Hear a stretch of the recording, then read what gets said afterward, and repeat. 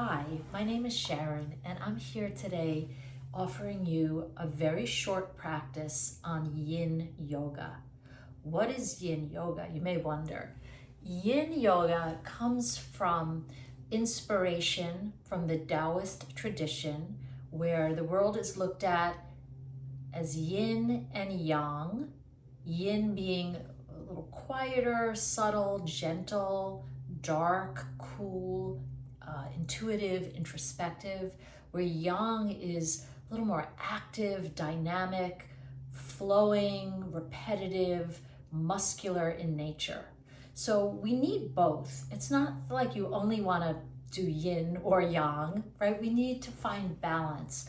Especially, I want to say, if you're a person that's on the go always, very yang-like in nature, it's nice to bring in a little quieter practice once in a while. So I'm going to offer you a few poses. If you could get down on the floor, come take a seat. I bring a blanket with me, a folded blanket. You could use a blanket or a towel or a cushion, and I come sit up on it. I also bring with me blocks. You could use a lot of different things if you don't have blocks. You could also use a folded blanket or towel to elevate your knees. A pillow is great too, two firm pillows. So I'm going to slide these blocks under my outer knees and then get right into the first pose, which is called butterfly pose. In traditional yoga spaces, we would call this cobbler's pose or bound angle, or in the Sanskrit, Baddha Konasana. But in the Yin Yoga, we call it butterfly. I have my soles of my feet together, my hips wide, with the support of the block.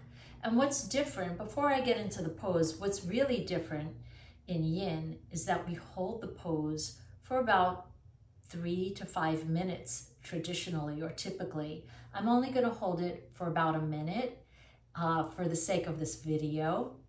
And we want to go to a place of sensation where we feel something, not too much, not too little. It's a little bit of a Goldilocks situation. And then we drop into stillness. The only time you might want to move is if you're feeling like it's too intense or not intense enough. So we're looking for a little bit of sensation or a little bit of intensity to target the tight tissues in our body. All right, so let's begin this first pose, butterfly pose. I'm going to start sitting upright, and you may want to as well. Find your block support or anything else you might need. Blanket, take a nice breath in. And then on the exhale, we'll simply fold forward. I'm going to drop my chin in my head. And since I'm not going to be looking at the clock here, I'm just going to count to myself about 10 cycles of inhale and exhale. Letting the exhale be the letting go, the yin side of the breath, where we really want to let go. Now I want to also support my head. So I'm going to put my hands under my forehead and now begin to count my breath. So I'm going to get quiet.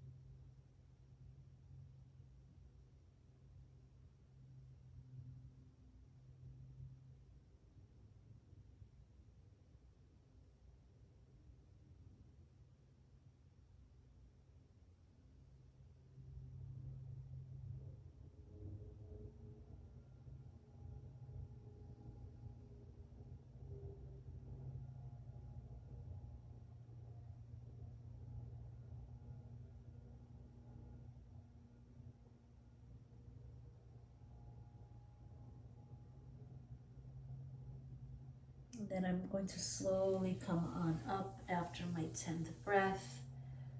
Pause here a moment. That posture really targets the outer hips and the spine, dropping the head, allowing you to really get quiet and relax. And then as a counter pose, we'll do a little bit of yang, and that is our movement, a little bit active. So I'm going to put my hands behind. You can join me if you're practicing along with me, and just windshield wiper the hips in and out. So that pose was an external rotation for the hips. Now we're going in and out with the legs and the hips as a counter pose. Being that it was a back bend, or rather a forward bend for the spine, now I'm going to go into a back bend. And I'm going to push up to a tabletop just to reverse that action for the spine. So it might look like this, or it might look like that. And then I'm going to come down and up a couple of times. Being more yang-like, it's repetitive and it's muscular. Okay, great.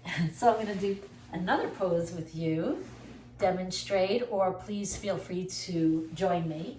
This one is called shoelace, and I'm going to be targeting the outer hips as well as the neck.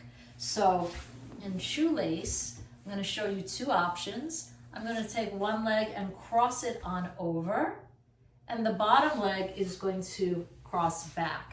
So I'm sitting on my blanket, my knees are somewhat stacked, my feet are pulling apart like a shoelace.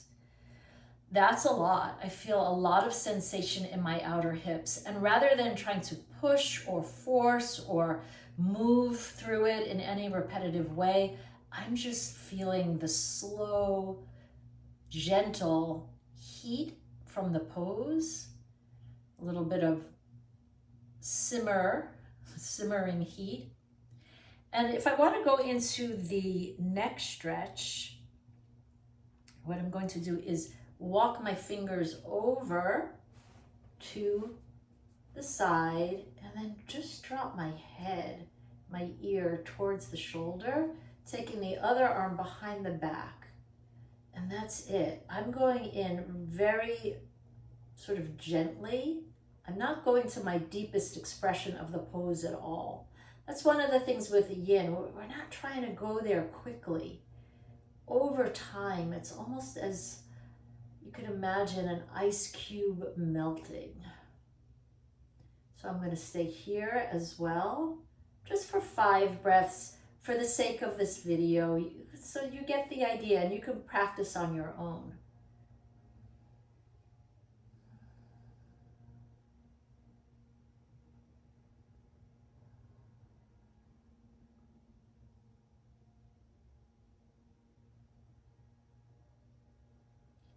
And that's 5 breaths for me. I'm going to be picking up my head, but typically I would do this posture for a few minutes.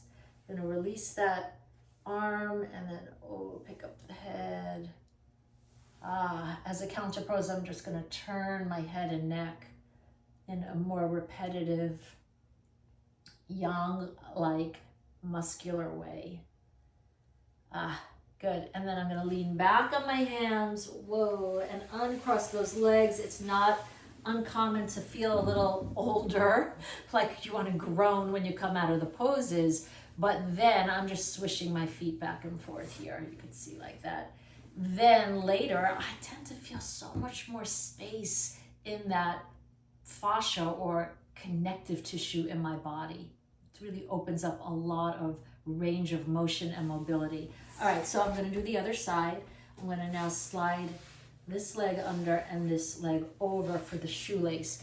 If this is really bothersome for your knees, many people like to do the one-legged shoelace. So the bottom leg is extended, straight and long, versus tucked under. Okay, settling in, feeling the knees stacking, pausing here.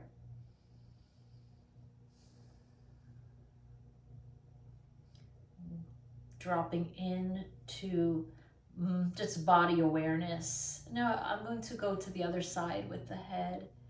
I'm going to walk the fingers to the side, drop the ear, and then take this arm behind my back. I really like working on the neck poses in this practice because a lot of us spend so much time looking down at our technical devices. Our head is dropped. So this is really great to break up but stiffness in the neck.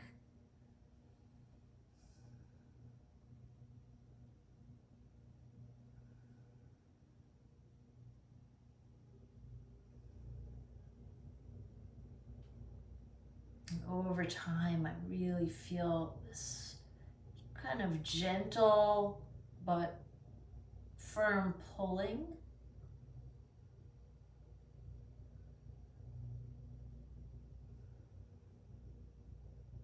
And I'm going to, again, just for the sake of time, release the hand, slowly, pick that head on up, and I'm gonna turn my head and neck.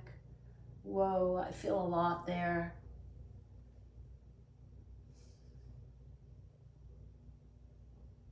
And then release the legs, uncross them, and shake out my feet and legs side to side. So I'm just gonna do one more pose for the neck. And this one, we're gonna lie down on our belly. Typically, my practice would be about an hour or so, going through the full range of different positions for the body. But right now, I'm just giving you a taste. So I'm coming onto my belly in a pose that we call Sphinx pose. Sphinx pose you'll see in a traditional yoga class. It's not really that it's different poses, it's just that we're doing them differently. All right, so here I'm gonna lie down on my belly. And also, wait, before I lie down, I just wanna show you, it's nice to have a blanket sometimes under your belly, make it a little softer. And then I'm gonna drop the forearms to the floor, and this is a back bend. Oh, and I am targeting my lumbar spine, and also the head and the neck are moving back a little bit. I'm going to widen my legs for tight back, if your back is kind of tight, or I want to say you could bring your legs closer together if that amount of extension in your spine feels like a good place for you. So I'm going to stay here for about a minute, and then I'm going to show you the tech neck pose. Here again, the target is the lumbar spine, which is getting some nice deep compression of the bones.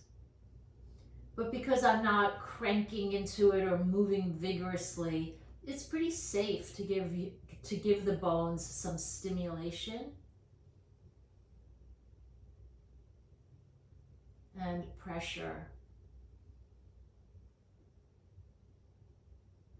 I find as we age, we lose some of these curves in the back, the spine. This is a wonderful way to reassert or retrain the bones. Wonderful for bone density here.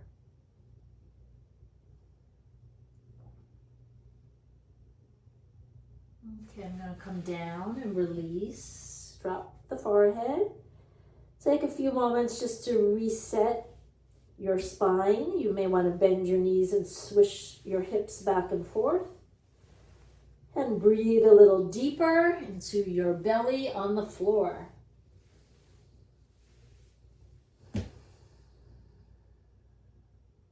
Okay, my last pose that I'm going to show you, last yin pose, is the tech neck pose. I'm going to bring those elbows together, press the palms together, but then make a little pedestal for my chin. And here, I'm targeting the cervical spine. It's going into a deep extension. Now, I don't want to go that deep, right? I could always look a little bit over my nose, or if I want to go a little deeper, lift the chin a tad higher and look up. I'm going to stay here 10 breaths.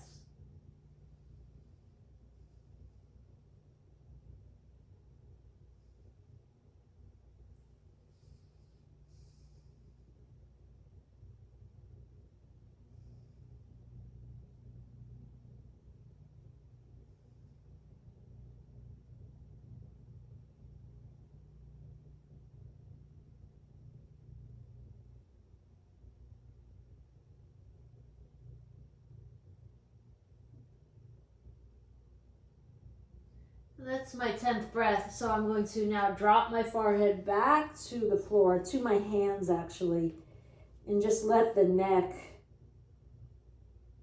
recover and rest.